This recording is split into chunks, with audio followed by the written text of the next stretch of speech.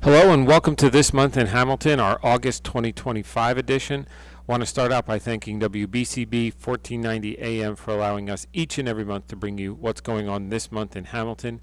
Also want to thank our sponsors, Capital Health System, Haldeman Ford, Saul Funeral Home, and Kessel Dermatology. So joining me is Dr. Rocco. Before we get to Dr. Rocco, I just want to talk about one thing that we've had since our last This Month in Hamilton, and that's our announcement on CHOP coming to the AMC site. I know many of you may have seen the news articles or our emails about it, social media posts about it. We're really excited about it. Just talking to a CHOP representative yesterday, they're very excited about it.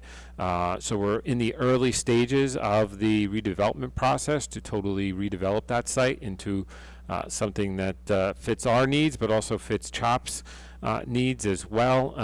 The AMC movie theater itself will be demolished, probably starting first quarter of 2026. So you'll start seeing progress on that, but the planning is already going on. We'll have more to share probably around the end of this year, beginning of next year, on exactly what may be included in that redevelopment plan. But again, something very exciting for the township. It's essentially going to be their central New Jersey hub and satellite, much similar to what they have at King of Prussia or Vineland in PA or South Jersey. Now they'll have a similar, somewhat similar kind of hub here in Central Jersey. So very excited about that. But I know we're all here to talk about our upcoming school year. I'm excited to talk about our upcoming school year as a new parent in the Hamilton Township School District. My little one has her first day of school as her birthday. So tell me, Dr. Rocco, how's the new school year shaping up? Well, good morning, Mayor, and thank you for the invitation. We've been doing I think 6 years now. Something like together, that, yeah. Starting back when the pandemic was happening, and I appreciate every year giving me the opportunity to come in here and talk about our preparation for the school year, and we look forward to having your daughter have her first day in school be her birthday and as a kindergartner. And for me, it's very different because my youngest graduated high school from Nottingham last June. So this is the first time I have not had children in K-12 education. You're passing the baton to me now. Passing it over to you and dropping my son off at college. So different vibe this year. Very interesting, but we're excited. We have a lot of great things happening this year in our school district. We've done a lot of work over the summer and all of last year to prepare for this coming school year. We have a lot of new initiatives and a lot of work that we've done on our buildings that I'd like to spend some time talking about. First thing I want to talk about is each year when we do this session together, we launch our infographic. And so right in front of you is the new infographic for 25-26, and it's a two-sided document. It gives a little bit of information to our community about the things that are happening at each level in our school district, elementary, middle, and high school, and also at the district level. But on the back side is a really impressive list. And this is the class of 2025 college acceptance and the branches of the military, trades, and workforce that our graduates have gone to after graduating high school. And I always say to our students and to our families and our community, there's 4 pathways for our students in this school district: college, career, military, trades. And we want to make sure that wherever our students want to go, they are prepared for the next phase of their life. And that's for all students. Doesn't just mean the high school students that are here, starting from when kids enter kindergarten. So you're talking about coming in now, and your daughter and the kindergartners, I believe, in the class of 2038. I don't want to think about it. Yeah. 2039. And so, our job is really to prepare them for a future that's unknown, right? And things are accelerating very quickly. And so we are making adjustments as a school district and putting in new programming and resources and training our staff on how to address the things that are changing in society and in education. But we're excited not only about where our kids are going to school, but we also produce a list of the majors that they're going into.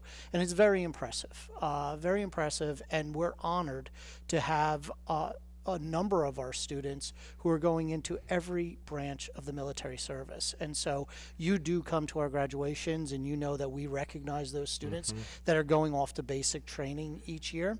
And then we're also very proud to say that we have lots of students that enter into the trades. And this is a great opportunity in our community because the trades are so strong here. Absolutely. And giving our students an opportunity for exposure into the trades. So it's great work that our teachers are doing, great work that our students are doing, and we're appreciative of the engagement that our families have. Not only on the backside does it have college, career, military, and trades, but it also talks a little bit about how involved our high school students are per high school. So what you'll see is each of the high schools is broken down on the back and what percentage of the total student population of each school participates in athletics, in clubs, how many are going on to college, how many are going on to employment, how many are going on to vocational professional training, how many are going on into the military, and how many are undecided. And the last piece there, the one that I want to focus on, is this undecided. We've made a concerted effort over the last couple of years to make sure that students have a plan going out after graduation. So, every once in a while you have some kids that are undecided. We want to make sure that they have some kind of plan. So to see each of the schools has 0% undecided this year means that students had a plan after graduation. That's incredible because I still don't have a plan for what I'm doing after this Neither job do I. one day. So I'm undecided on my future, but it's great to see they've at least decided on a path for their future. Absolutely. Yeah. Absolutely. Food truck for me, I think, is my future. Yeah, not me. You don't want me cooking your hamburgers or anything like that. So, but no, it's great to see that. Whatever year my little one will graduate, 2038, 2039, it's hard to comprehend, right? But when you had the graduating class last year, and when they went in, whenever that was, 2012, 2011. For their kindergarten year. The majors that probably didn't exist at the time they entered kindergarten versus when they graduated high school. Correct. Right? And how you're trying to prepare kids for something that may, AI, for example, right? What that is going to look like 12 years, 13 years from now kind of thing is odd. Right? It's very odd. And you bring up AI, and it's the hot topic now, right? Sure. So it's always a tech hot topic. Each summer, the entire leadership team in Hamilton, we train for 3 days together. And one of the training elements was AI. And more than just, hey, this is AI, you can look up on Gemini or ChatGPT. We actually had our administrators identify a task or an issue that they need to tackle in their responsibilities, and then build out through AI a solution. And for some, it's going to be a viable solution that they can use and play around with and see if it makes them more effective or efficient. But the important piece of that is exposing them to different types of change, AI being one of them, so that they can expose their staff to that too. And then what we're also working on related to that, just because it's a topic we're talking about right now, is we have a small committee that's made up of faculty and staff and some community members that are developing the policy around AI. And I know that in some districts they don't have a policy. In other districts they lock it down and you can't use it.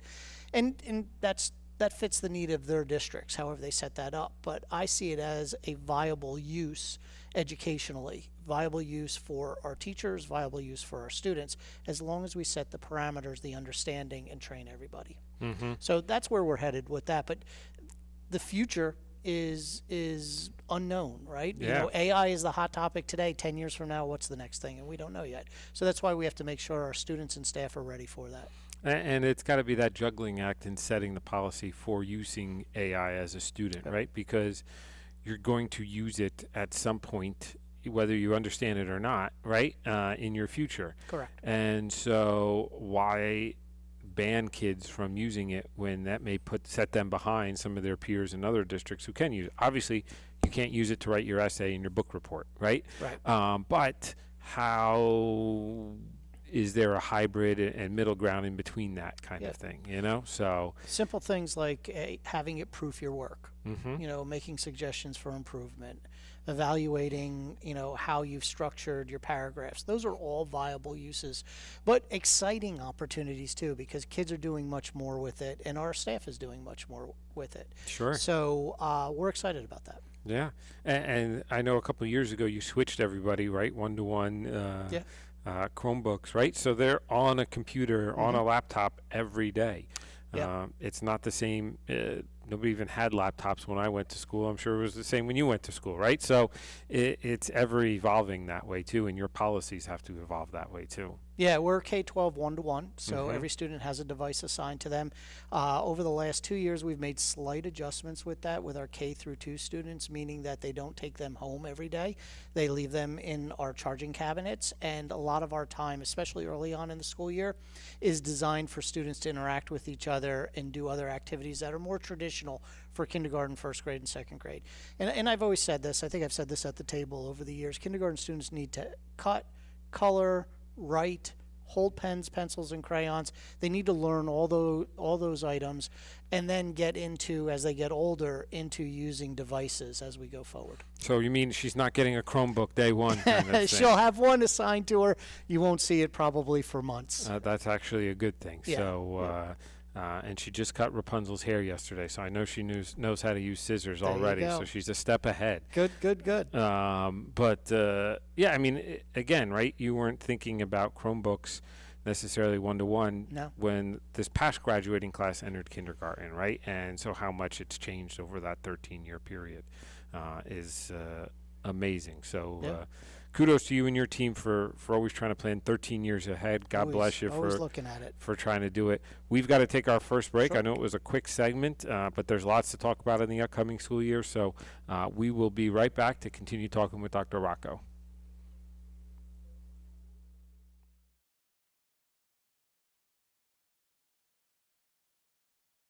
Kessel Dermatology in Hamilton Square is an award-winning dermatology practice led by Dr. Daniel Kessel, a board-certified dermatologist. He and his expert staff treat patients of all ages. They offer treatments of all types of skin, hair, and nail conditions, and annual skin cancer screenings, anti-aging treatments, ultraviolet A and B light treatments, skin tightening procedures, Botox, and other treatments that enhance your skin's overall health and appearance. Kessel Dermatology is open Monday through Thursday, 7 a.m. to 6 p.m., Friday, 7 a.m. to 3:30 p.m. For appointments, call 609-890-2600. That's 609-890-2600. Or visit KesselDermatology.com. They're at 1700 Whitehorse, Hamilton Square Road. Kessel Dermatology. They're good.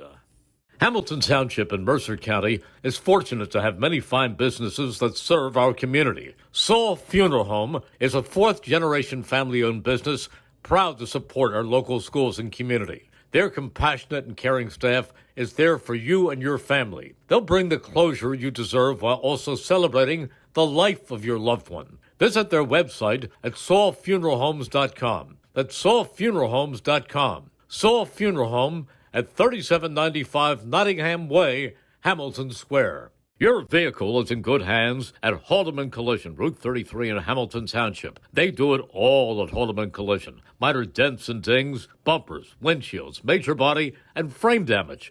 Free estimates, 24-hour towing, most insurance accepted, and loaners available. Haldeman Collision works with all makes and models. They'll go out of their way to getting your car back in brand new condition. Haldeman Collision, conveniently located 20 minutes from Langhorne, Princeton, and Ewing on Route 33 in Hamilton Township.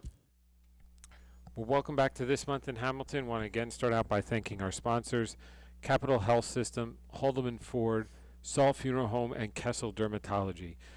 So, Dr. Rocco, we talked a little bit about the calendar, right? Yeah. And I know you planned it so that the first day of school was my daughter's 5th birthday. We worked on that. I'm sure all of that went into all your considerations. But in a serious note, right? Talk about the calendar for the upcoming year, because so many parents are setting vacation schedules, Yep. time off around the calendar, right?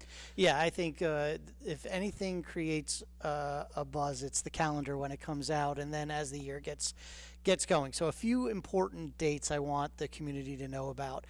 On August 25th is new teacher orientation. So we will bring our entire new faculty in for a week and train them. And it's very important that they come in and work with administrators, supervisors, make sure that they're ready to go on day one. So that's the first thing. So that's August 25th. Through Monday through Friday. And then on September 2nd, we will have all of our faculty and staff in for the first time, second and third. So you'll see lots of cars in the parking lots. It'll be as if school is operational. Teachers will be going through professional development. They'll be setting up their classrooms, all kinds of different things happening over those 2 days. And then school opens on the 4th and 4th and 5th, which are Thursday and Friday. Very important for the community to understand both of those days, September 4th and September 5th, are one session days. And what that means is they're half days. So what I want the community to know is that students will be arriving home earlier.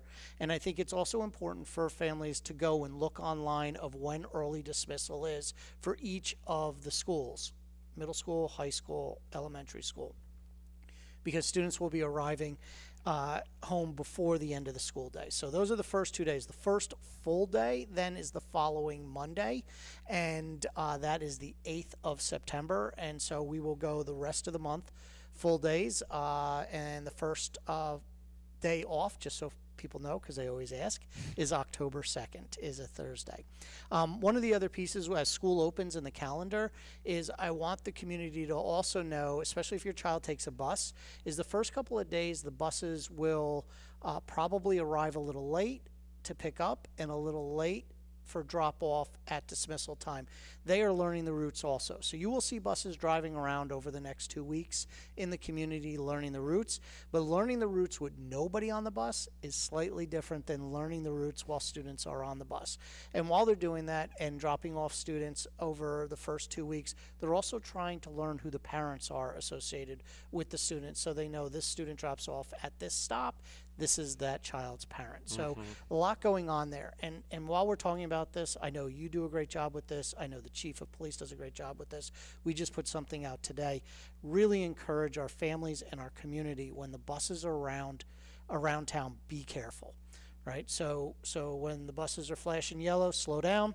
And when the buses are flashing red, stop.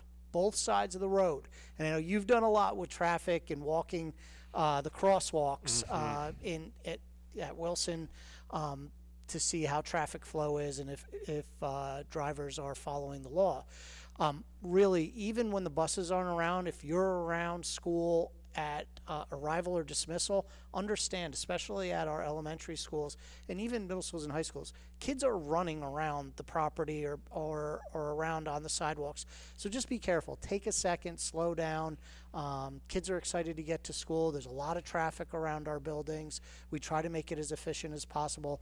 But one of the things each year we remind people is about buses pick up and drop off and when those lights go on. Yeah, I mean, kids are excited nervous, excited for their first day, especially excited to get home early. Yes. And I'll say you're killing me on those first 2 days, right? As I'm sure you are many parents, right? Yes. But excited to get home after their first couple of days, right? And so they, over the summer, maybe forgotten some of their safety rules kind of thing themselves, right? So especially more important for all of us to pay extra attention early on in the school year kind of thing. Absolutely. So anything else with the calendar? I know, it's available on the website. People have already, probably parents like me, looked at it 10 times, if not more, kind of thing to try to plan when I have to take off and when I've got to be home for childcare and all that kind of stuff. Yeah, a couple of key things here is spring break. We have a calendar committee, so I want people to understand that, and those folks will remain anonymous. So as they create the calendar, but they work with me, and they're representative of our community. So we have faculty, staff, we have parent representation on there, and it's not an easy process to develop a calendar. A few key pieces that people don't understand is students have to go to school 180 days. The staff is there an additional 5 days. It's from September 1st through June 30th is the block of time. We do not have air conditioning in all of our buildings, so that is a factor. We want to try and get out earlier in June if possible. And so we've experimented with spring break of being a Thursday, Friday, Monday, Tuesday. And we're doing that for multiple years to see how it works.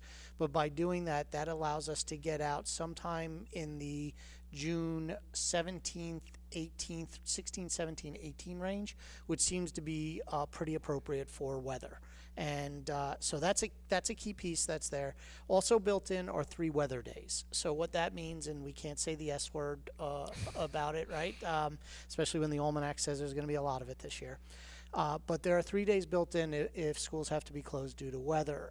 And there are days in the calendar built in that are give back days if we don't use 1, 2, or 3 of those days. And so those are listed there, and people always want to know if we don't use those days, what day's first, what day's second, what day's third, and they're listed there for everybody. Well, you're going to be getting all those days back because we're not going to have the S word this year. I hope not. So, I yes. hope not. That'd be a Sorry nice year. to any kids who want to go sledding, but I've got a different perspective, as I'm sure you do as well, in Absolutely. these chairs that we sit in. So Absolutely. Just other calendar things, non-calendar school, but calendar events here. Just letting everybody know we are doing our pop-up schoolhouses like we've done before over the years. We've already done Cooser and we've done Scion. And as we videotape this on August 19th, we are doing Wilson today. And then we have Greenwood on the 9th. And this is an opportunity for students all across our district to come to a pop-up schoolhouse. Even if it's not your home school, you are invited. Family and students are invited. Administrators are there, teachers are there, technology department is there. I've got my members of my senior staff there. So there's a lot of people, and a lot of community vendors and nonprofits come out also to talk about the services that they provide to our community. So it's a nice opportunity to meet people. Our HR department is there in case anybody's interested in working for us, and we're always looking for teachers and subs and classroom assistants. So they're there also for us, and food service and business offices there for families who would like to start filling out their forms, lunch forms and things like that. yeah, I mean, it's not probably, again, not like it was when I went to school where my parents had to remember to give me cash at the beginning of the week, right? Yeah. And I had Yep. stuff to change in my backpack to make sure I had it for to cover me, kind of thing. Now it's probably all digitized. It can be. You can still pay in cash, but you can also have a school bucks account where kids can come up and have it taken off of a card, and parents are notified when that account goes lower. So it's important as parents to look at your children's account and make sure that they're funded the way you want them to be funded for lunches, and make sure that you fill out your forms. That's an important piece also Yeah. as you become a new parent. As a new parent of a child just entering in, some parents who are watching this who have older children know this pain as I did. We used to send the forms home in triplicate, and on the first night, it was my responsibility to start filling those forms out.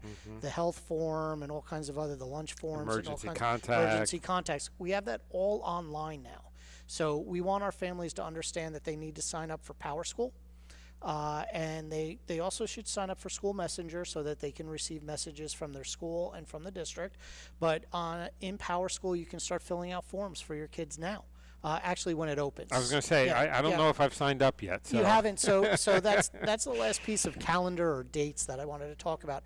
So one of the things that especially middle school and high school parents want to know is, when is Power School opening, so we can look at our schedules and we can look at other things. So we open them up in 3 batches. High school first. So on August 27th, the high school will open, so students and parents can see what the schedules are. On the 28th of August, middle school will open. On the 29th, elementary will open. And once they open, you can start filling out forms. Fill out all the forms, get them done in advance. It just makes it easier as the school year starts. Yeah, and I'm sure a lot of parents, right, you just want to do it, get it out of the way, right, so you don't have to think about it, one less thing to think about. Yep. But I know those are important dates. You had me nervous for a second that I missed something, Not right? yet. So, Not yet. All right, good. Just the last thing on Power School, and these are all on our resources part of our website, so for parents, and you can just click the resources page.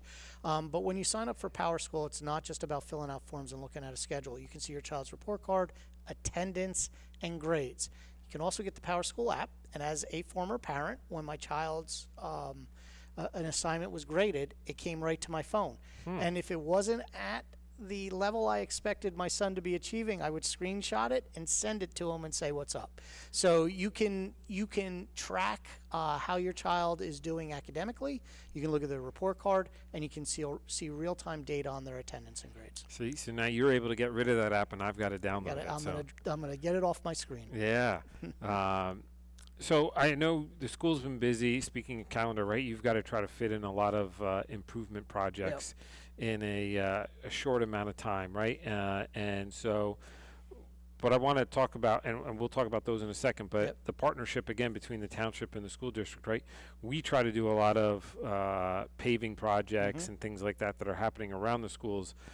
Also, not during September 1st to June 30th, so to speak, too, right? So we're currently working on speed humps by West and Wilson, right? And so we've got the first start of those. Also by Langtree, paving by Yardville, right? And so, again, it goes to that coordination between the two entities of trying to do a lot of improvement, but doing it so it's as minimal impact as possible on the kids. And obviously it can't be everything, because you can't do everything in about a 10-week period, right? But I know we're trying to do our piece, but you try to do your piece of it as well during that period. Yeah, actually, I was on South Broad yesterday, and that was being paved too, which is a big thoroughfare for our buses and our families, because we have multiple schools off South Broad. So I appreciate that and getting that out of the way so buses and people can get to school and to work. But yeah, we've been doing a lot of work, and 10 weeks is not a lot of time to do the work. So a lot of times what families will see is materials get staged in advance. And one of the examples is we did the roofs at all 3 high schools. So that material was staged probably in May, and 95% of that work is done now. You will also see, if you go past Grice, we have a small roofing project that is being worked on right now, but all the materials are in the parking lot. Went past there yesterday, and I'm sure the public is saying, are they going to get all this out of the parking lot because there's so much? It's supposed to be, but that's another example. So there's 4 schools had roofing. We've had paving projects. So we've had paving projects at multiple schools. One of the largest was Crockett. We've also been lucky. Not only you always coordinate with us, the township always coordinates with us, but the county also did a nice project over at McGalliard, because it's tough crossing that road. And when I went over and met with county officials and talked about this, I had walked it myself, and it's hard even with a crossing guard there. So they are lining, relining, and making it easier for pedestrians and families, and safer for pedestrians and families. So I want to thank them also for working with us to make it a safer environment. It's funny, right? So for those who are a bit familiar, we encourage you to drive by, right, slowly, safely. They've narrowed it essentially to one straight lane in each direction rather than 2.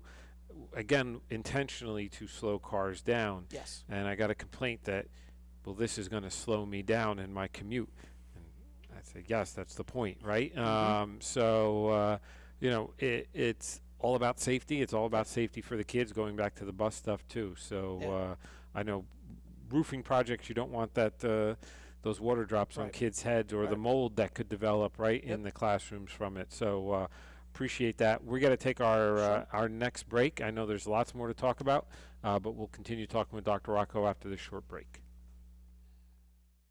Your vehicle is in good hands at Haldeman Collision, Route 33 in Hamilton Township. They do it all at Haldeman Collision. Minor dents and dings, bumpers, windshields, major body, and frame damage. Free estimates, 24-hour towing, most insurance accepted, and loaners available. Haldeman Collision works with all makes and models. They'll go out of their way to getting your car back in brand new condition. Haldeman Collision, conveniently located 20 minutes from Langhorne, Princeton, Ewing on Route 33 in Hamilton Township.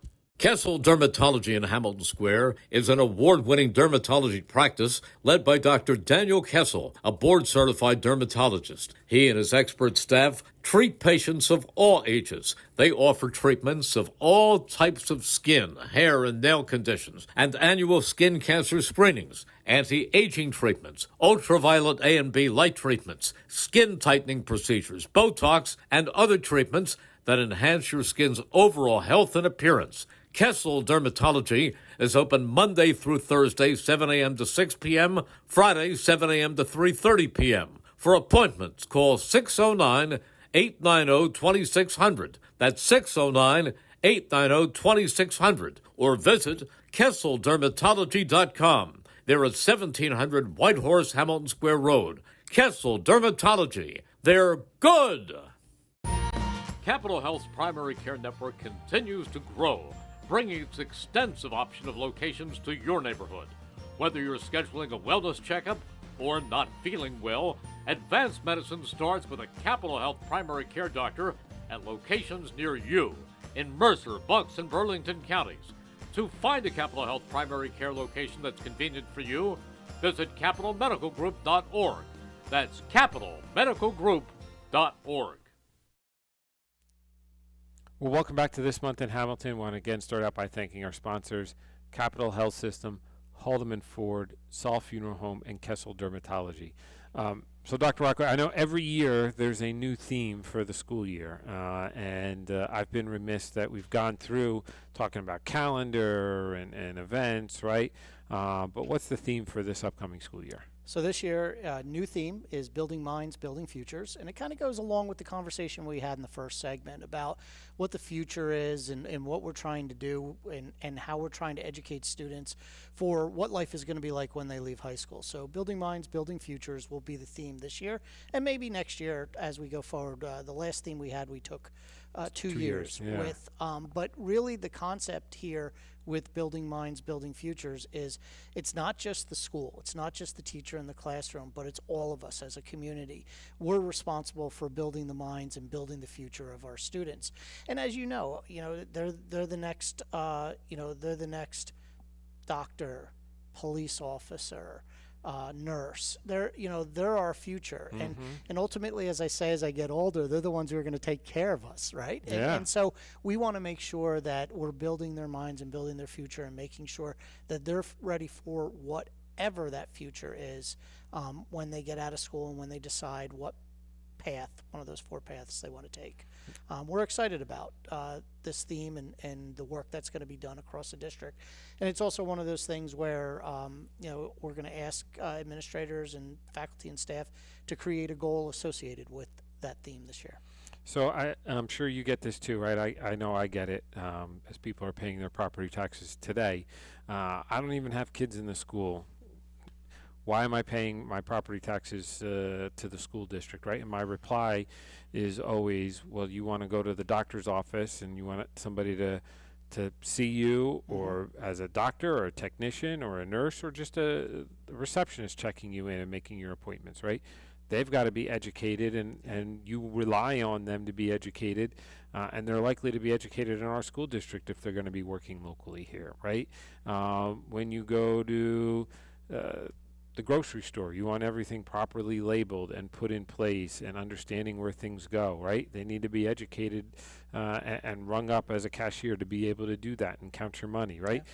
So there's any number of ways that making sure our kids who are educated locally in the future are going to be serving all of us or taking care of all of us, right? Yeah. And I think that's the answer. They're not necessarily happy about having to pay them, but I think that they try to get it a little bit more. Yeah, I agree with you on that. And, your toilet backs up and you can't fix it yourself. Who are you going to call? You're going to call a plumber. And that plumber may be somebody who graduated from Hamilton schools. or, like you said, you go to the doctor or you go to the mechanic. And we want to make sure that our students have the best possible education possible so that they can pick a career choice and be successful, but also be productive members of society. And so one of the big changes that we've made here, and I'm remiss in not bringing this up earlier, but it aligns with the theme and the conversation we're having right now, is that at the high school this year, we'll start block scheduling. And we've spent 18 months preparing for this. And so what'll happen is a student's regular day, traditional day that many of us went to school with were periods 1 through 9 or 1 through 10, depending on school district you went to and how they structured the day. But you basically had 8 academic periods during the day and you had a lunch is how it worked. Now you'll have half of those. So you'll have 4 academic periods in a day and a lunch in the middle on day 1 or A day, and then the other half of your academic schedule the next day on B day, right? So you'll go from 40-minute periods of learning to 80-minute periods. So 2 80-minute periods in the morning, a lunch activity period, and then 2 80-minute blocks of instruction in the afternoon. Much more realistic to what life outside of high school is. So we went to college. You don't really sit for 40 minutes in a class, right? So it's usually 90 minutes or even a 3-hour class. You go on to trade school and you're in class because you have to take class also beyond being in the field. You're not there for 30, 45 minutes. You're there for an hour and a half or whatever. You were in the military. I'm sure they didn't have you switch every 40 minutes when you had class time outside of PT and the other training. So the reality is that we have to train our students to what life outside of high school or outside of K-12 is, and it's not in 40-minute blocks with 5-minute passing in between. Also having 80-minute blocks of instruction allow our teachers to go deeper on material, to address students that are struggling, to provide more engaging opportunity. And over the last 18 months, we've done a lot of professional development with our staff on making sure that they're ready for this block schedule. And so we're excited about rolling this out first day of school. So for a parent, right, who has a kid in high school, whether they're going into their freshman year, senior, or something in between, right, what should they expect, if anything, different with the rollout of block scheduling now? So I think, first of all, it's a great question. First of all, give it time to go into place. So everything new has hiccups. So as I told you, 2 academic in the morning, 2 academic in the afternoon, and then a lunch activity period. 30 minutes of lunch, 30 minutes of activity, or the vice versa. Half the class has activity, then lunch. So we split the school half and half.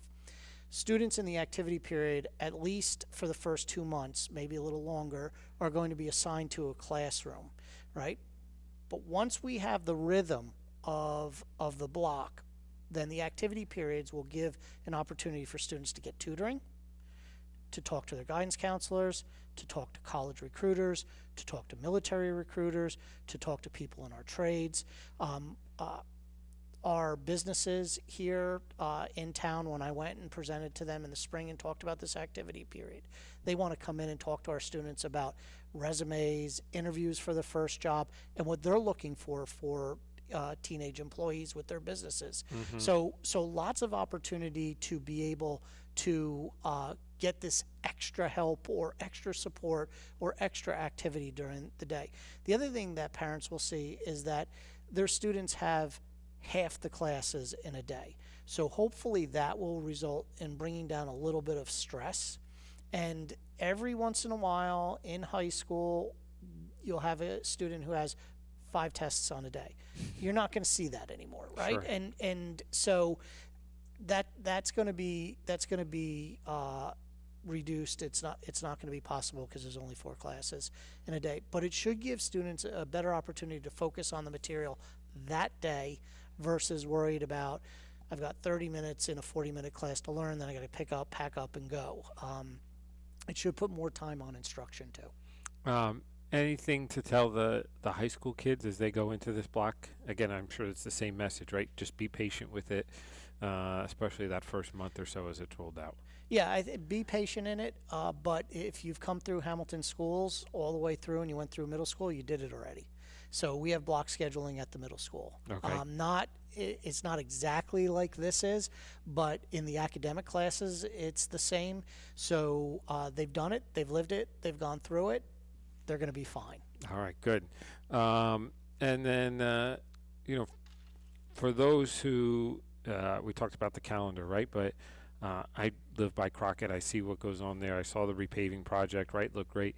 But I know there's also camps that go on during the summer. So, you're able to almost through some of these camps prep kids for what's coming. But talk about the summer camps the school district runs as well. Always excited to talk about summer camp. And summer camp this year was better than summer camp last year, which was better than the year before, which was better than the year before. Summer camp is a great opportunity for students in our community to come to a camp, which we have lots and lots of different options each day, that is run by our staff. And come in and work. And so each year it has grown. This year enrollment was 873 students, which was about 100 students more or 100 seats more that were there over the 4-week camp. And families have an opportunity to go half-day camp or full-day camp. They can go 1 week, 2 weeks, 3 weeks, 4 weeks. We fit a niche with families who maybe don't want a full summer camp like many of our other organizations around that offer, and that's great. But sometimes families just want, this week, or I want a half-day camp for 2 weeks or whatever it is. And each year the camp expands with different opportunities and different programming. And some of the consistent, well-attended camps stay every year. But this year we had a travel camp, and students had an opportunity to go to Grounds for Sculpture. They went to the Trenton Thunder. They went to the Golf Center here and Texas Roadhouse. Texas Roadhouse, they were actually able to make some bread and take it home with them. Oh, wow. So a nice little opportunity to do that. But also to be able to go to the Trenton Thunder and be on the field and go into, the clubhouse and see all the improvements and, where Major League Baseball players came through. Yeah. Which is a really nice opportunity and always a beautiful place is Grounds for Sculpture. So the students had an opportunity to go there too. Awesome. And then so for anybody who might be interested for summer camp next year, right? When does kind of enrollment start? Obviously not now, right? But when can parents start hearing about that? In the dead of winter, when it's cold and we're not thinking about summer, we put it out. So January, February, you'll start seeing what the offerings are and the signups for camp. Gotcha. And they do fill up pretty quickly. It sounds like it, right? Yeah. So we talked briefly about how we started these radio show spots, right? And you and I sat together with the health director at the time, right, to talk about COVID and things like that. We're 4 or 5 years removed from that. What's been now, you've gotten everybody kind of through and back to somewhat of a normal cycle, so to speak, right? How's that going? How's that experience been now?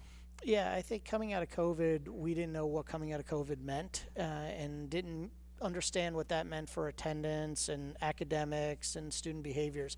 We've spent a tremendous amount of time over the 4 years to get a normal routine back for students and for families and for our staff.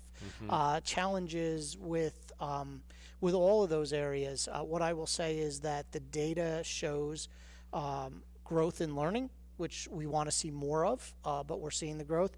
Improved attendance, daily attendance, and chronic absenteeism. So chronic absenteeism is down, daily attendance is up, and we've seen that the behaviors of students have gone down too, and that's through a combination of things that we've done. But trying to bring back a routine that students and staff and community are comfortable with, and we've spent a lot of time doing that. And as I've told my leadership team, we're beyond that now. Yeah. We're back to what we should be doing, and that's an exciting thing for all of us. Absolutely. Well, Dr. Rocco, we're going to take our last break. I know there's still more to talk about, but we'll be back in just a few moments and finish up with Dr. Rocco. Hamilton Township in Mercer County is fortunate to have many fine businesses that serve our community. Saul Funeral Home is a fourth-generation family-owned business proud to support our local schools and community. Their compassionate and caring staff is there for you and your family. They'll bring the closure you deserve while also celebrating the life of your loved one. Visit their website at saulfuneralhomes.com. That's saulfuneralhomes.com. Saul Funeral Home at 3795 Nottingham Way, Hamilton Square. Your vehicle is in good hands at Haldeman Collision, Route 33 in Hamilton Township. They do it all at Haldeman Collision. Minor dents and dings, bumpers, windshields, major body, and frame damage. Free estimates, 24-hour towing, most insurance accepted, and loaners available. Haldeman Collision works with all makes and models. They'll go out of their way to getting your car back in brand new condition. Haldeman Collision, conveniently located 20 minutes from Langhorne, Princeton, and Ewing on Route 33 in Hamilton Township. Capital Health's primary care network continues to grow, bringing its extensive option of locations to your neighborhood.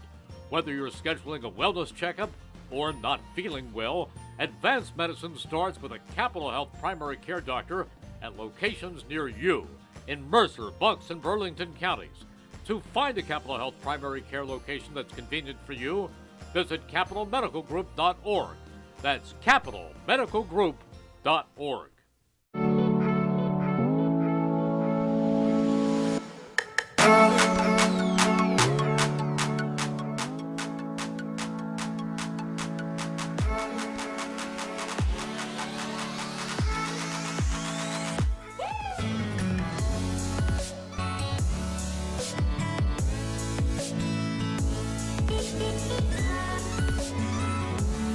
Welcome back to This Month in Hamilton. I want to again start out by thanking our sponsors, Capital Health System, Haldeman Ford, Saul Funeral Home, and Kessel Dermatology.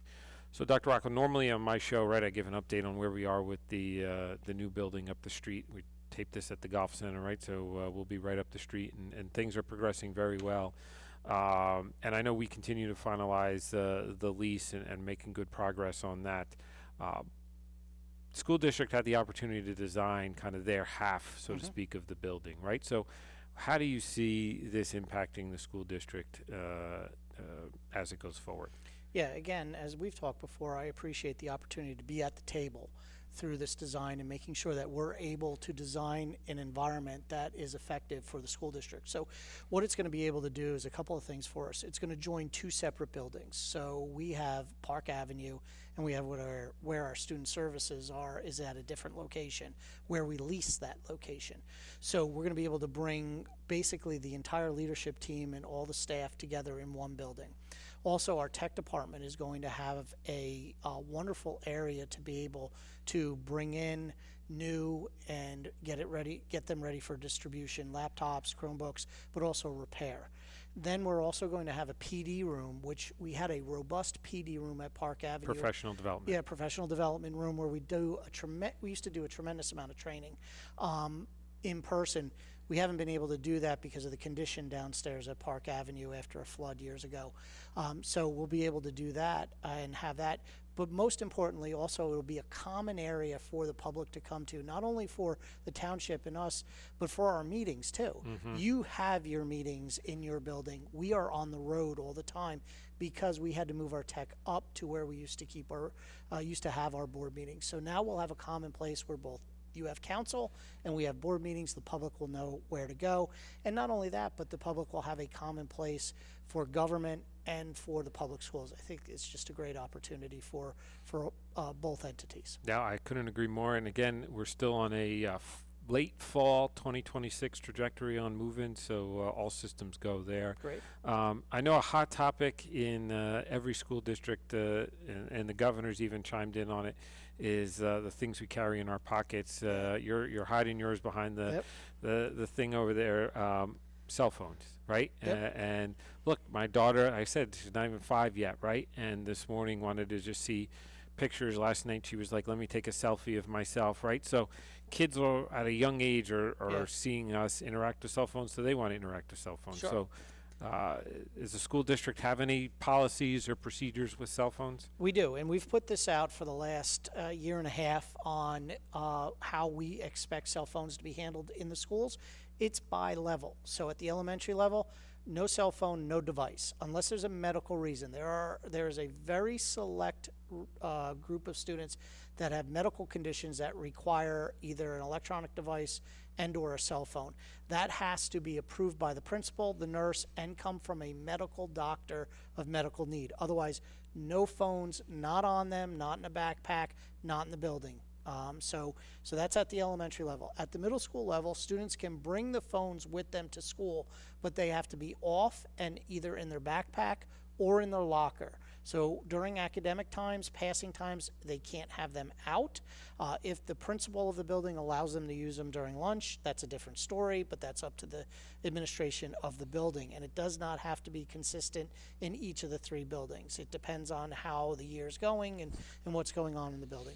At the high school level, it's a little more open because some students will use it academically, but the teacher and the administration have the final say. So if the teacher tells a student to put it away, if the student uses it inappropriately or violates the code of conduct, or it's a distraction, it will be taken away and the parent has to come pick it up.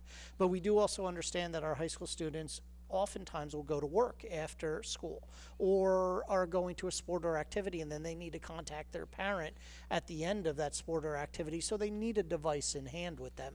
As long as they're using it appropriately, following the rules, and listening to their teachers and the administration, then they can have one in their possession. It's very important that we focus on learning. It's very important that we know what the parameters are for students when it comes to cell phones in the schools based on the level. You mean it's not like how I had to make a collect call to my mom, right? And just say Jeff, and that was the key for her to know to come pick me up after baseball or soccer kind of thing, right? Yep. It's amazing, again, how much has changed. So it's a huge change. Yeah. So I know we touched a little bit about some of the other things, right? And you've got a list of things you wanted to talk about still. So what else is like top of your mind as we're 2 weeks away from the start of school? Yeah, so let's talk about food service for a second. We have Mashio's the second year as our food service. They did a wonderful job last year as our food service provider. I want families to know that the menus are online and you can get that on our website and just look up food service. But Mashio's also has 2 really cool things. They have an app, so you can download the app on your phone and see what is for lunch in your school.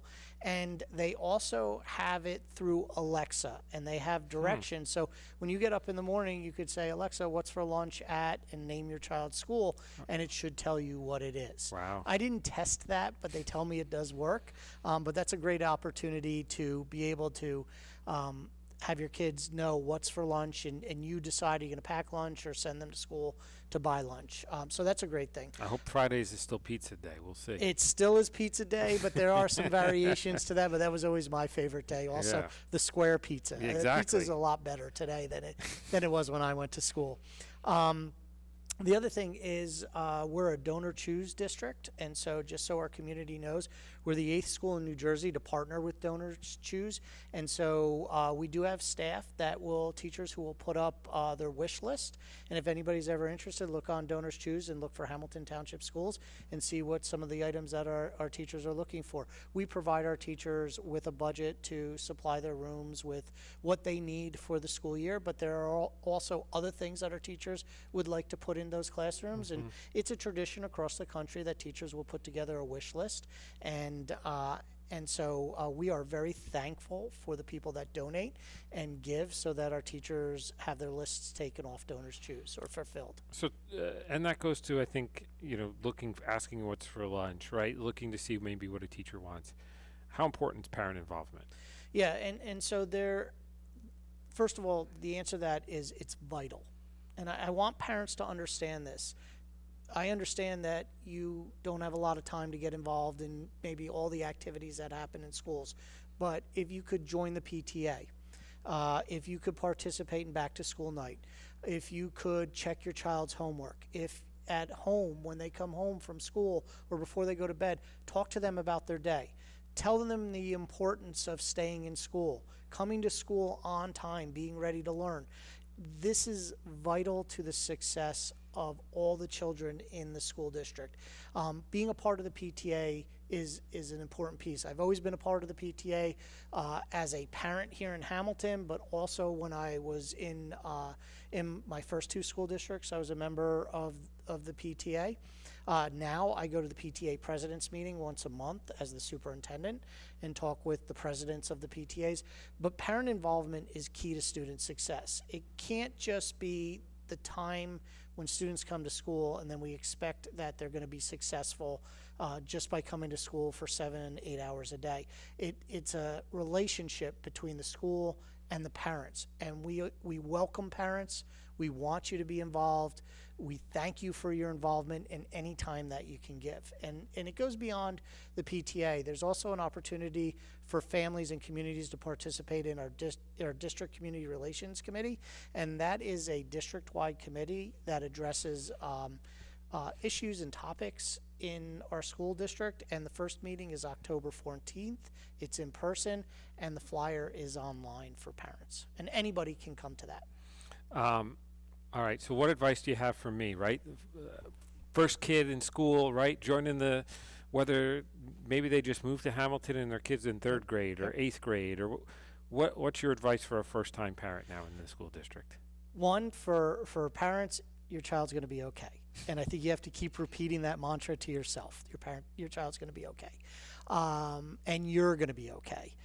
You're going to be nervous, and we had spoken about this as an administrator and having been an elementary principal. When I sent my kids to school, I was nervous the first time, and I knew they were going to be okay. But I think it's also important 2 weeks out to start talking to your children about school, telling them it's going to be okay, telling them how excited they should be, telling them they're going to make friends, drive past the school, walk past the school, show them the door they're going to go into, get them into a routine, teach them how to pack their backpack before they start school.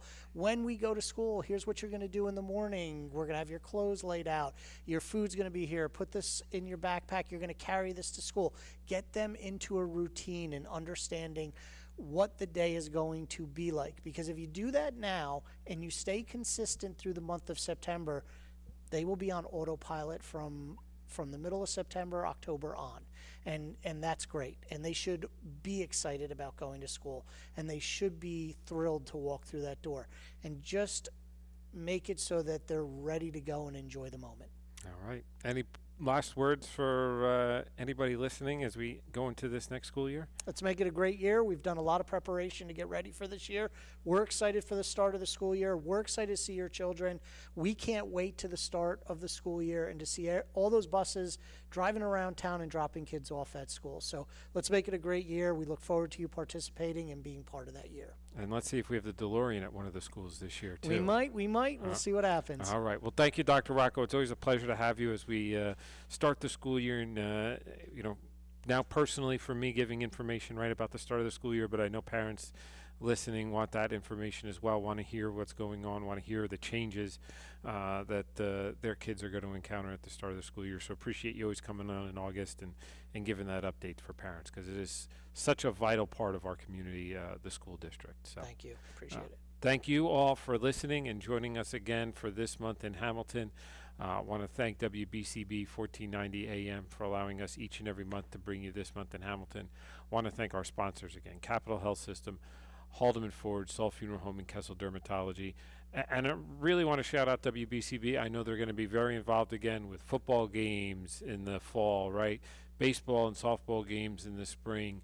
And just a great partner as we're talking about schools and all they do for us to be able to connect with the kids in our school district, whether you're a parent, grandparent, whether you're in Hamilton or not in Hamilton. You can be in California and watch their football game thanks to WBCB streaming. So appreciate what they do. Appreciate you listening. Wish you all, parents and students, a great upcoming school year. I will see you as a parent on September 4th on the first day of school. And I don't have the calendar in front of me, but I'll see you after a successful school year on June 18th as well. So with that, have a great rest of your summer, and we will see you in September.